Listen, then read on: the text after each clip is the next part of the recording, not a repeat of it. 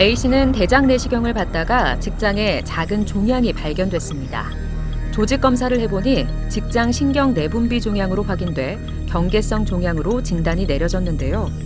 경계성 종양은 일반적으로 양성과 악성의 경계에 있는 종양으로 악성인지 양성인지 정확한 구분이 불가능한 종양을 말합니다. 두려움에 제대로 된 검진을 위해 좀 더 큰 병원을 찾아 검사한 A씨는 결국 직장암 진단을 받았습니다.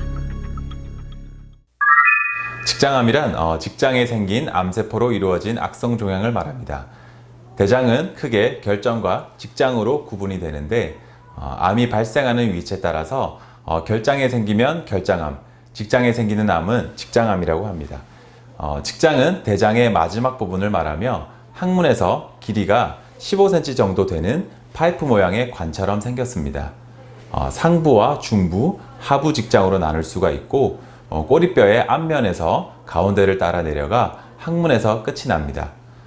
직장은 안쪽에서부터 점막층과 점막 하층, 그리고 근육층과 장막층으로 나누어져 있고 직장은 대부분 장의 점막에서부터 발생하는 선암입니다. 이외에도 비중은 낮지만 유암종과 림프종, 육종, 그리고 편평상피암, 그리고 다른 암의 전이성 병변 등이 있습니다. 서구화된 음식과 생활 습관의 변화로 대장암은 국내에서 두 번째로 많이 발생하는 암인데요. 지난 2019년 발표된 중앙암등록본부 자료에 따르면 2017년 기준 국내 암 발생 23만 2,255건 중 대장암은 남녀를 합쳐 28,111건으로 전체 12.1%로 2위를 차지했습니다. 그중 직장암은 11,385건으로 전체 4.9%를 차지했으며 남성이 여성보다 1.7배 더 많았습니다. 일반적인 대장암과 같이 환경적인 요인과 유전적인 요인으로 나눌 수 있습니다. 환경적으로는 식이 습관이 서구화되면서 육류 섭취의 증가로 인한 동물성 지방의 과도한 섭취가 있고 야채 및 과일에 포함된 섬유질 섭취 부족으로 인한 것들이 있겠습니다. 운동 부족 또한 원인이 될 수 있는데 운동이 부족하면 장의 연동 운동이 저하되어 발암 물질이 장에 접촉하는 시간이 증가하여서 암이 발생할 수 있는 위험성을 증가시킵니다. 그 외에도 비만이나 흡연, 음주 등이 원인이 될 수 있습니다. 유전적인 요인으로는 가족성 용종증이나 유전성 비용종증 대장암을 일으키는 유전학적인 이상 등이 있겠습니다. 문제는 직장암 초기에는 증상이 거의 없어 질환을 뒤늦게 발견하기가 일수라는 겁니다. 질환의 특성이 이러하기에 이에 평소 배변 습관의 변화가 없는지 세심한 관심을 기울일 필요가 있는데요. 일반적으로는 직장암이 진행될 경우 설사 또는 변비를 겪으며 변을 보기 힘들고 횟수도 전과 다르게 됩니다. 초기 직장암의 경우에는 특이 증상이 잘 나타나지 않습니다. 하지만 병이 진행되면서 변에 피가 섞여 나오거나 변이 매우 이렇게 가늘어지는 증상이 흔히 나타나며 식욕 부진과 체중 감소를 동반할 수 있습니다. 고령의 나이에서는 혈변이 생겼을 때 치액 등의 항문 질환과 감별이 어려우므로 반드시 전문의와 상담하고 정밀 검사를 받아야 합니다. 직장암의 약 75%가 직장의 수지 검사만으로도 진단이 가능합니다. 40세 이후에는 매년 1회의 직장 수지 검사가 권장되는데요.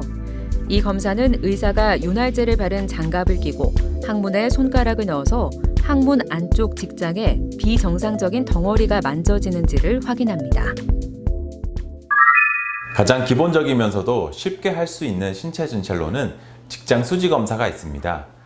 이것은 직장에 손가락을 넣어서 직접 촉진하는 검사이고 전문의가 검사를 할 때는 중부 및 하부 직장암의 약 75%가량을 발견할 수 있습니다.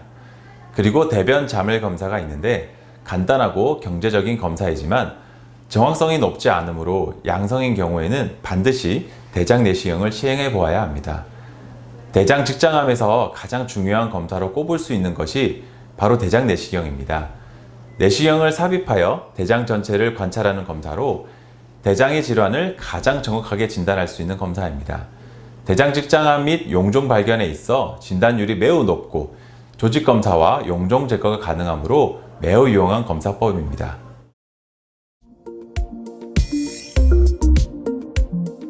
직장암은 초기에 발견하여 치료하면 좋은 결과를 얻을 수 있습니다.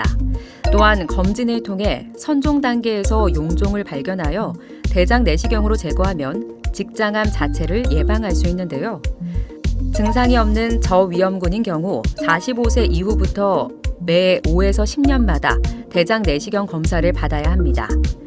궤양성 대장염, 크론병, 포이츠에거 증후군, 가족 중 연소기 용종, 대장암 혹은 용종, 가족성 선종성 용종증, 유전성 비용종증 대장암이 있는 경우는 고위험군에 속하며 이 경우는 전문의와 상담 후 검사 방법과 검사 간격을 결정하여 정기적인 검사를 받는 것이 필요합니다.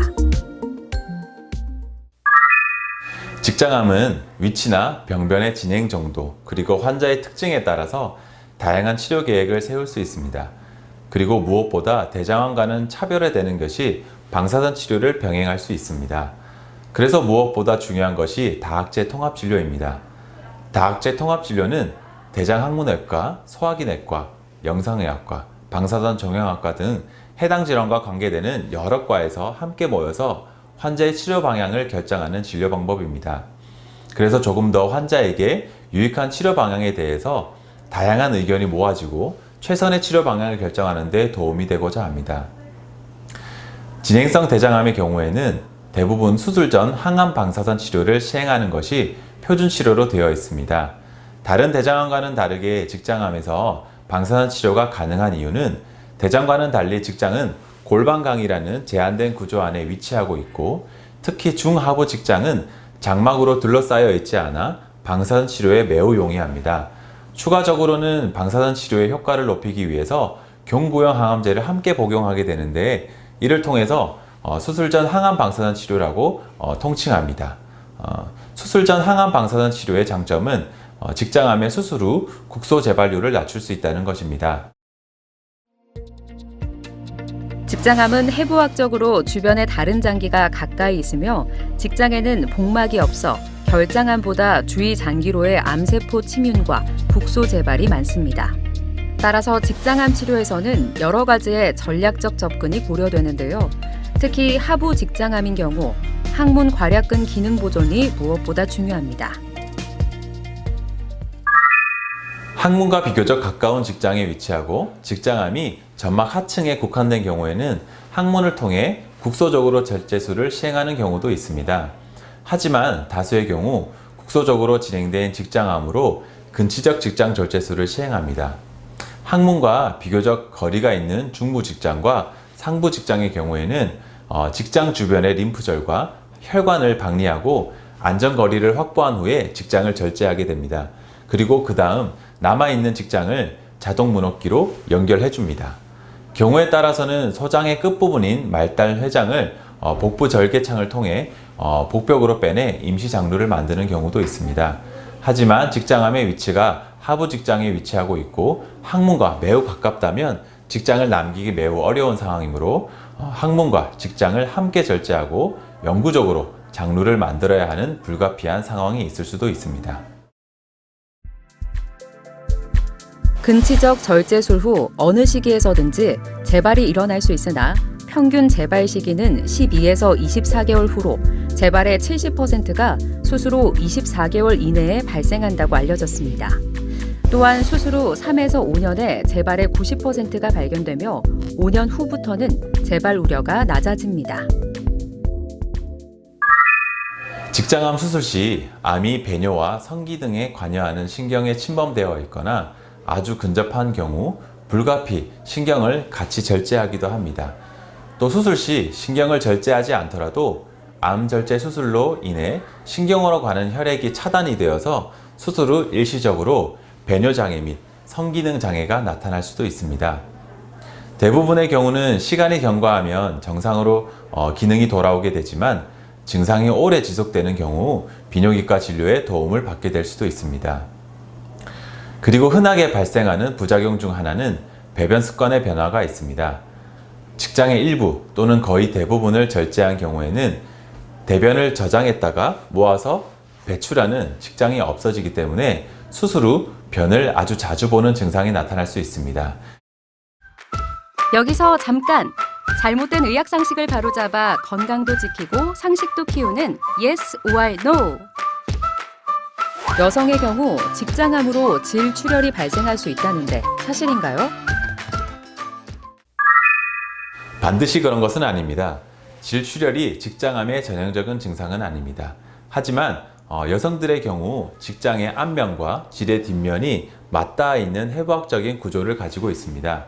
그래서 직장암이 상당히 진행되어 질벽을 침범하는 경우라면 질출혈이 발생할 가능성이 있고, 고령의 환자들의 경우 직장에서 나오는 혈변과 질출혈을 정확하게 구분하기 어렵기 때문에 질출혈의 증상이 있더라도 반드시 전문의의 진료를 받아야 할 필요성이 있겠습니다.